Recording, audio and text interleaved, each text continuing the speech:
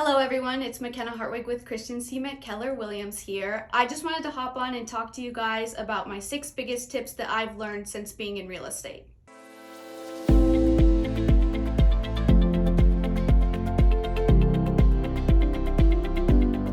So the first tip that I learned is that lead generation is a very important aspect of this business. If you're not familiar with what lead generation is the act of going out and finding clients or leads in ways such as cold calling, door knocking, holding open houses, or even using social media.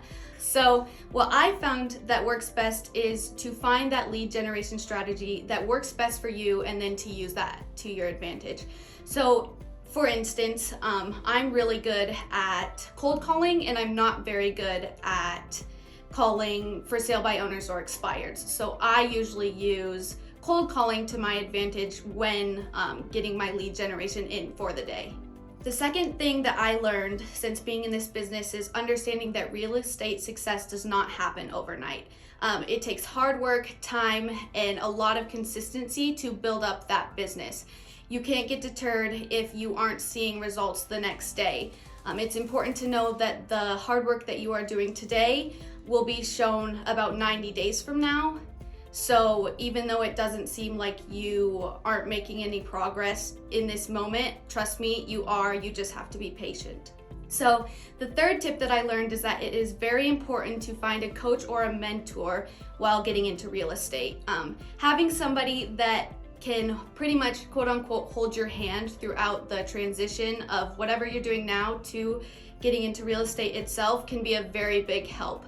I know for my instance, I have a coach and she has been very helpful at helping me throughout this transition of going from a college student to a full-time real estate agent, which kind of turned my life upside down, but having Madison there by my side has been super helpful. So I really do recommend that if you are thinking about getting into the real estate business, that one of the first things that you do is find a coach or a mentor to help you through the transition.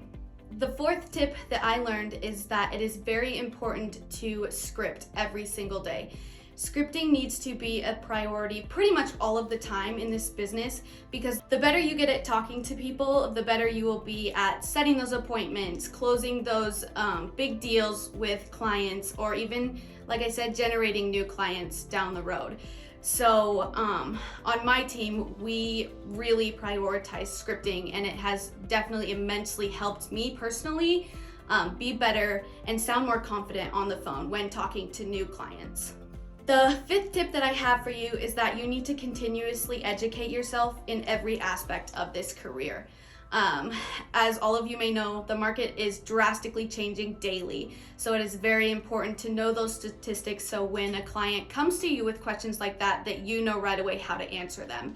It is also important to know things like certain aspects of a home, such as like the utility information, certain details that a home has, because I've learned that some clients are really into that kind of thing. So it's important to walk into that appointment having all the knowledge that you can and having them see that you are the expert in this field and having them feel comfortable that they are working with you. So the sixth and final tip that I have for you guys today is it is very important to have a time-blocked calendar. It is very important to have a set schedule during the week so that you can meet your daily and weekly goals without kind of running in circles at the end of the week trying to finish everything that you had planned to finish earlier in the week. Another thing that you need to realize is that real estate can kind of be all over the place. I mean, there will be some nights that you work all weekend. There will be some weeks where you work all day and all night. So that is also just something that you need to be ready for and get comfortable with. And having a time block calendar can be really useful if you kind of aren't used to that set schedule every single day. Time blocking a calendar is something that I really struggled with getting into real estate. I have always been pretty bad at doing things in a timely manner, so switching from that into a very strict time block calendar was a little difficult, but I have learned in the last 6 months of being in this business that it is very helpful, and it does help me to reach my daily and weekly goals all the time. So I would definitely recommend that if you are getting into real estate, definitely get a good calendar and even put things like drive time on there. So you can block out, oh, it's gonna take me 30 minutes to get from here to here. That way you're not going to an appointment speeding down the interstate because you don't have enough time to get there. These are the 6 tips that I had for you guys today. Obviously, this career is going to be different for everybody, so you guys might not use the same 6 tips that I gave you today, but these are just the ones that work the best for me the last 6 months while getting into this business. So if anybody has any questions regarding real estate, please reach out to me. I would love to answer them for you. But until then, thank you for watching this video, and I hope you have a great day.